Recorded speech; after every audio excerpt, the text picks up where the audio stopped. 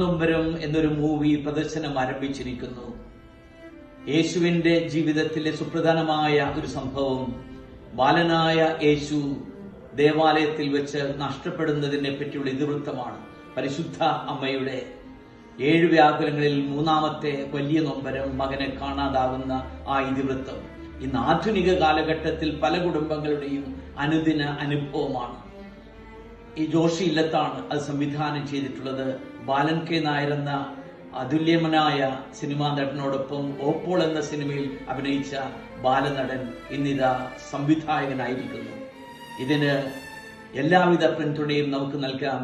ഇവിടെ കണ്ണൂർ പ്രദേശത്ത് പയ്യന്നൂരിൽ, രാജധാനിയിലും, തലശ്ശേരിയിലും, ലിബർട്ടിയിലുമൊക്കെ പ്രദർശനമുണ്ട്. നമുക്ക് ഈ ഒരു സിനിമ എല്ലാവിധത്തിലും പ്രോത്സാഹിപ്പിക്കുവാൻ പരിശ്രമിക്കാം. 3ാം നൊമ്പരം നമുക്ക് ഏറ്റെടുക്കാം. നമ്മുടെ നൊമ്പരങ്ങൾ മാറ്റിയെടുക്കാം. ദൈവം അനുഗ്രഹിക്കട്ടെ.